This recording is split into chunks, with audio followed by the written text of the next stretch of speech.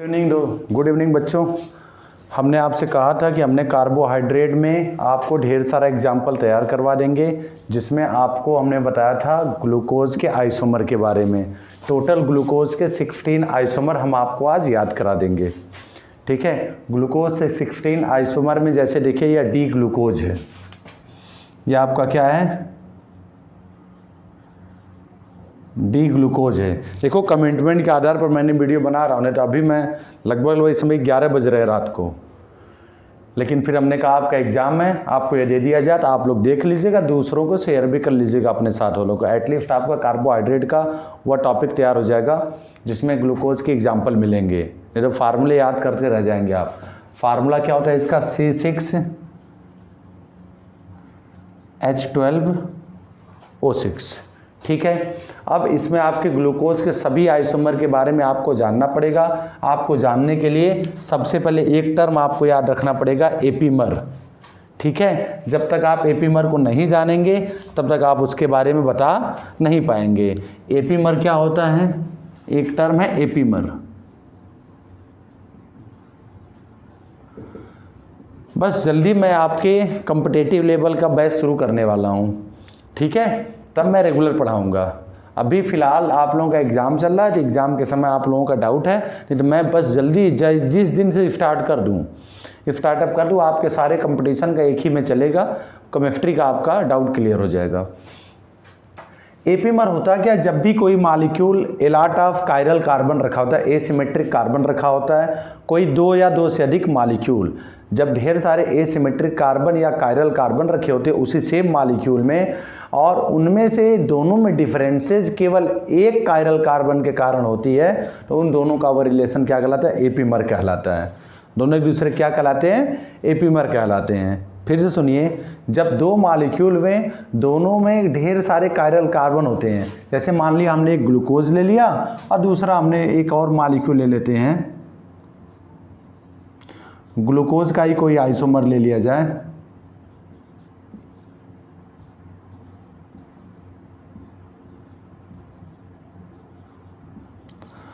अब यहां पर देख लीजिए दोनों सेम है, C6H12O6, यहां पर हाइड्रोजन है, ठीक है, हाइड्रोजन भूल मत जाइएगा, वो हम लिख नहीं रहे हैं।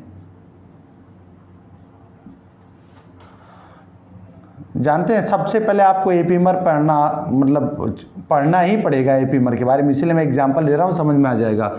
अब इन दोनों में देखिए ओवरऑल खाली डिफरेंस जानते किसमें है, नंबर 1 2 3 4 5 और 6, चौथे नंबर कार्बन पर बस पोजीशन चेंज है, 1 2 3 4 5 और 6, केवल फोर्थ नंबर कार्बन के OH ग्रुप जो उधर राइट में था अब उधर क्या हो गया, लेफ्ट में हो गया। इसका मतलब यह दोनों एक दूसरे के क्या कहलाएंगे, C4 एपीमर।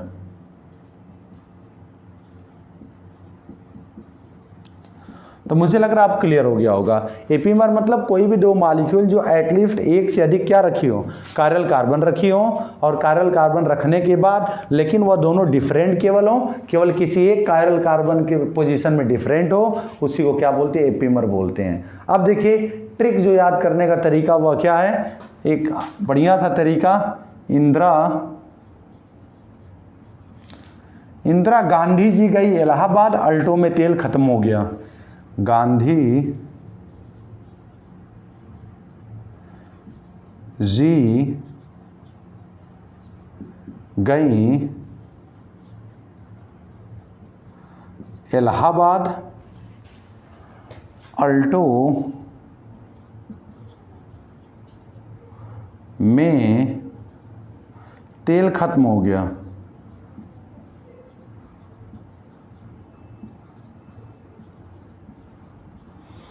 यह सब एक ही में। अब इन सब में क्या आपने रिलेशन बना देना है, जब इन सब में आप रिलेशन बना देंगे, बहुत ही जबरदस्त है, याद रखिएगा, जब इन सब में आपने क्या रिलेशन बना देंगे तो आप देखिए उनके नंबरिंग देख लीजिए, यहां पर केवल 2 2 2 नंबरिंग रहेगी, और यहाँ पर 3 4 3 3 4 3 यह नंबरिंग याद रखिए। अब इंदिरा में आई का मतलब क्या हो जाएगा, आयोडोज।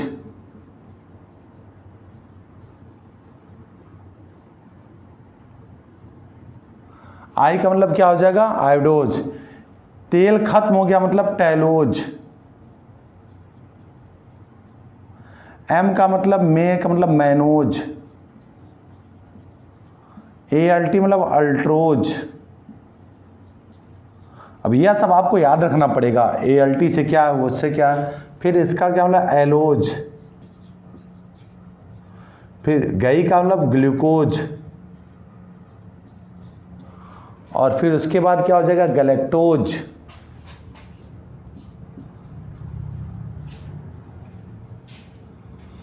और लास्ट क्या, ग्यूलोज। यह है टोटल के टोटल 8 आइसोमर। 8 मॉलिक्यूल देखिए बन गए हैं, काउंट कर लीजिए 1 2 3 4 5 6 7 8। 8 डी फॉर्म बनेंगे और 8 ही क्या बन जाएंगे, इसके एल फॉर्म बन जाएंगे। अब देखिए कैसे, मान लीजिए मुझे ग्लूकोज से ग्यूलोज बनाना है, ध्यान से देखिएगा, ग्लूकोज से क्या बनाना है, ग्यूलोज। तो आपने वो ग्लूकोज की संरचना बना ले रहे हैं।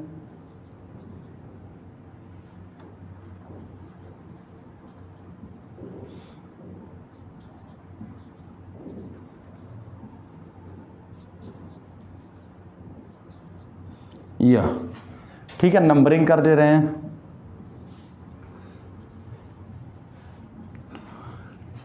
ग्लूकोज से बनाना है ग्यूलोज, डायरेक्ट नहीं बन पाएगा, सबसे पहले ग्लूकोज से गैलेक्टोज बनाएंगे फिर ग्यूलोज बनाएंगे। एक्चुअली ये नंबर जो दिया है ना, ये इनके एपीमर है। तो ग्लूकोज से अगर गैलेक्टोज बनाना है तो C4 एपीमर पहले बनाइए इसका, ताकि गैलेक्टोज बन जाए, C4 एपीमर। अब आप जानते हैं C4 एपीमर का मतलब खाली 4th नंबर वाला OH ग्रुप उधर हो जाएगा।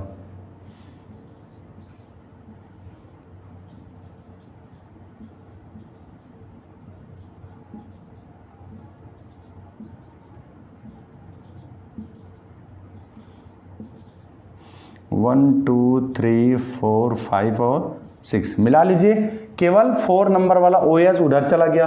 अब गैलेक्टोज से क्या बना लेंगे आप, ग्यूलोज, C3 एपीमर।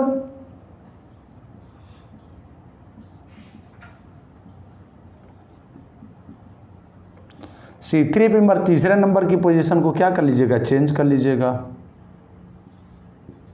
अब उधर है तो उसको क्या राइट हैंड साइड लिख लीजिए।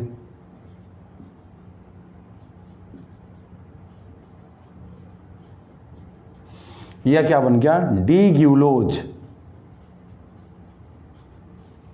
और यह क्या बन गया, डी गैलेक्टोज। किससे, डी ग्लूकोज से, डी ग्लूकोज से। ठीक है जी। तो कुल मिला के आपने ग्लूकोज से क्या बना लिया, ग्यूलोज बना लिया। इसका मतलब खाली एक फार्मूला आपको पूरे मॉलिक्यूल में याद रखना पड़ेगा, किसका, ग्लूकोज का।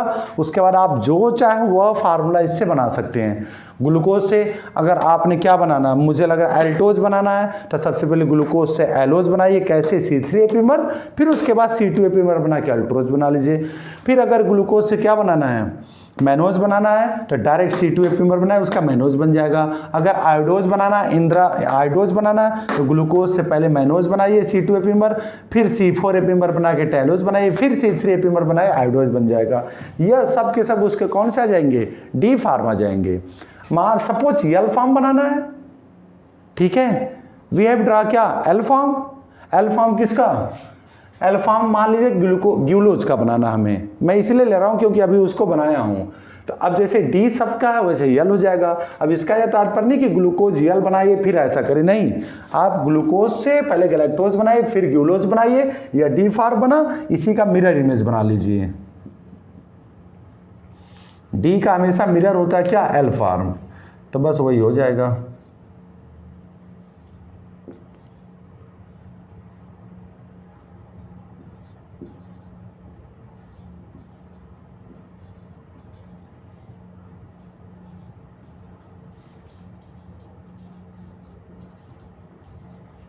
या एल ग्यूलोज।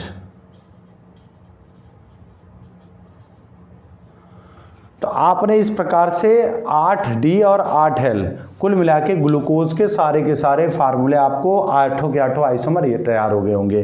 ठीक है, हमने फिर से बताया कि आपको ग्लूकोज के आइसोमर की जरूरत जरूर पड़ेगी, क्योंकि कार्बोहाइड्रेट वाले चैप्टर में हर जगह आपको हेडिंग के बाद एग्जाम्पल लिखना पड़ेगा, इसलिए यह ट्रिक आपकी बहुत इंपॉर्टेंट है। जिसमें हमने आइसोमर्स ऑफ ग्लूकोज के बारे में बताया, उससे पहले हमने एपीमर बताया। एपीमर क्या होता है? जब भी किसी मॉलिक्यूल में या whenever molecule containing more than 1 chiral carbon, at least more than 1 chiral carbon, and both molecule are different with any one single chiral carbon, दोनों के पास ज़्यादा एक से अधिक कायरल कार्बन हो और दोनों आइसोमर एक दूसरे के हों, लेकिन डिफरेंसेस क्या हो?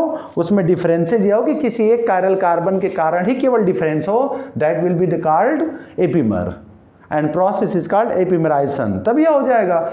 इसका मतलब हमने एपीमर समझ में आ गया।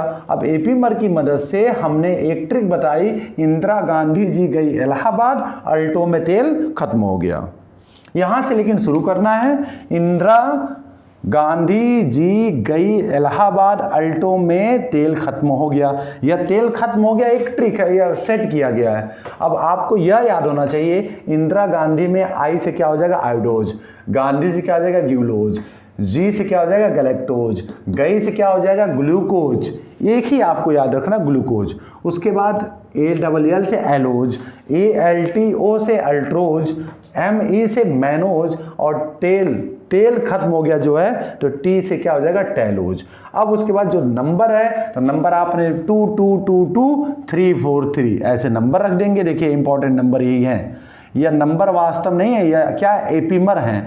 अब आपको कुछ भी बनाना, खाली ग्लूकोज का फार्मूला तैयार रखिए, उसके बाद आपको कुछ भी बनाना है, खाली डी ग्लूकोज तैयार रखिए, उसके बाद आपने कुछ भी बनाना है, कोई ना कोई सीक्वेंस मिल जाएगा। मुझे अगर अल्ट्रोज बनाना है तो सबसे पहले हम ग्लूकोज से गैलेक्टो या एलोज बना ले, उसके बाद C3 एपीमर बना के फिर एलोज से क्या बना ले? अल्ट्रोज बना ले C2 एपीमर बना के, या ग्लूकोज से आप क्या बना लीजिए? पहले मैनोज बना लीजिए C2 एपीमर और फिर C3 एपीमर करके अल्ट्रोज बना लीजिए। देखिए चाहे इधर से चलेंगे फार्मूला सेम आएगा।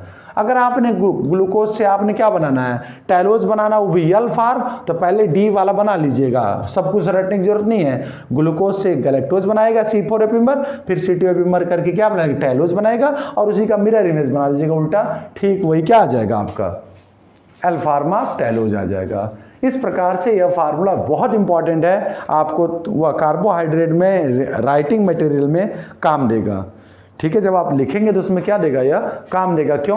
क्योंकि आपको सभी हेडिंग के बाद एक एक एग्जाम्पल लिखना पड़ेगा। आई थिंक आपको ये अच्छे समझ में आया होगा। ठीक है, थैंक यू वेरी मच। फिर उसके बाद दूसरा टॉपिक हम आपको जल्दी अब केमिस्ट्री का कंपटीशन बैच स्टार्ट करने वाले हैं। ठीक, तब तक के लिए आप इसको तैयार रखिए। बाकी मैं कल एडमान सिंथेसिस बता दूंगा। एडमान सिंथेसिस बताने के बाद उसके बाद हो जाएगा आपका एडमान सिंथेसिस बता देंगे, बात खत्म हो जाएगी। ठीक है, thank you, all the best आपको एग्जाम के लिए।